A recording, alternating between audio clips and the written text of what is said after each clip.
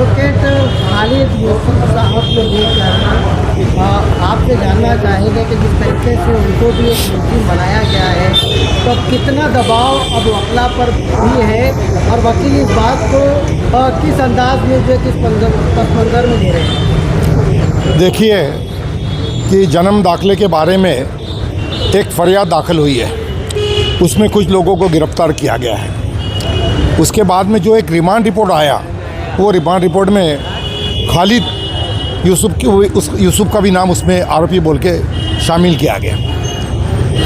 जब हमको पता चला कि खालिद यूसुफ का भी नाम आरोपी बोल के शामिल किया गया है, तो 7 फरवरी को हमारे मालेगांव बार एसोसिएशन की एक मीटिंग बुलाई गई थी और उस मीटिंग में ऐसा तय हुआ कि भाई वकीलों को इसमें आरोपी क्यों बनाया जा रहा है। वकील जो भी केस तैयार करता है, कागज़ पत्तर जो भी तैयार करता है, वो पक्षकार जो उसको मालूमात देता है, उस बुनियाद पे वकील केस दर्ज करता है। और खालिद यूसुफ पे जो आरोप किया गया है कि उनका ऐसा कहना है पुलिसों का कि कुछ कागजात पे वो जो एक लेडी है उसके अंगूठा है और वकील पत्र पे लेकिन दस्तखत आई हुई है। खाली इतना आरोप रखा गया है। तो आज हमने जो एसआईटी के जो मेंबर हैं अनिकेत भारती साहब, हमारे बार एसोसिएशन ने उनसे मुलाकात की और हमने एक निवेदन उनको सादर किया और हमने बताया उनको कि वकील पक्षकार की मालूमात पे ही केस दर्ज करता है और कुछ पक्षकार ऐसे रहते हैं कि कोई मराठी में भी दस्तखत करते हैं, उर्दू में भी दस्तखत करते हैं, इंग्लिश में भी दस्तखत करते हैं या अंगूठा भी करते हैं। और वो जो लेडी है, पुलिस का कहना है वो पढ़ी लिखी नहीं है। लेकिन हमने बताया पुलिस को कि भाई पढ़ी लिखी नहीं भी रही लेडी तो भी बाद में दस्तखत करना वो सीख लेते हैं। ऐसे बहुत सारे एग्जाम्पल्स है कि जो बिल्कुल पढ़े लिखे नहीं रहते लेकिन उनको दस्तखत वो सीख लेते हैं।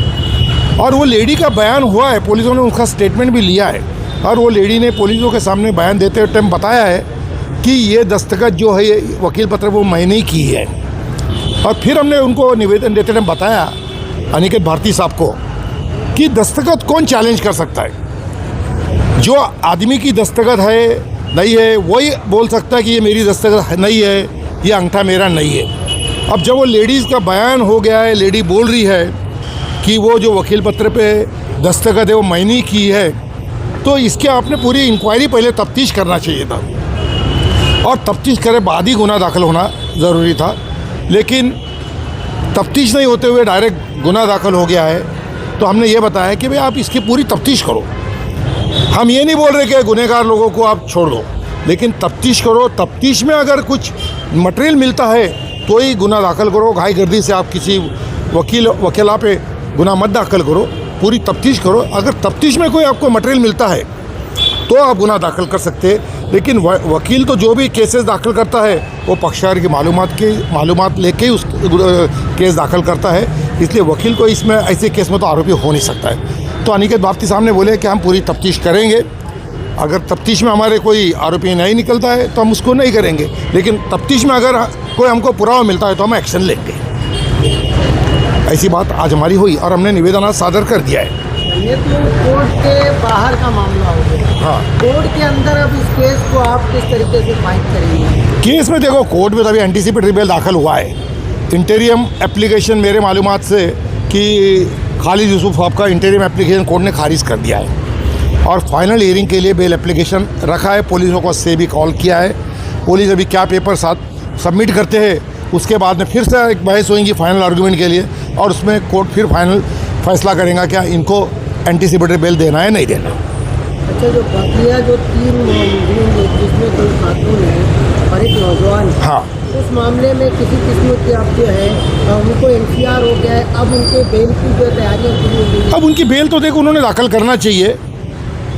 और जो भी है ये अभी जो पेपर पुलिस ने अभी जो भी तफ्तीश की है, मेरे हिसाब से कोई भी तफ्तीश में ऐसा कुछ अभी तक उनके सामने कोई पुरावा नहीं आया है कि ये जो लोग हैं ये लोग बांग्लादेशी या रोहिंग्या है। हाँ, जन्म दाखिले के कागजात में कुछ इरेगुलरिटी, कुछ त्रुटि रह सकती है, लेकिन ऐसा कोई भी ठोस पुरावा अभी तक तो भी पुलिस के मेरे हिसाब मालूमात के हिसाब से ऐसा कोई पुलिस को मिला नहीं है, और ऐसी कोई भी एफआईआर अभी तक दर्ज नहीं हुई। रोहिंग्या या बांग्लादेशी बोल के ऐसी कोई भी एफआईआर अभी तक मेरे मालूमात के हिसाब से दर्ज नहीं हुई है। हाँ, जन्म दाखिले में जो त्रुटि रहेगी, कुछ कमतरता रहेगी, वो बुनियाद पे एक एफआईआर दाखिल हुई है।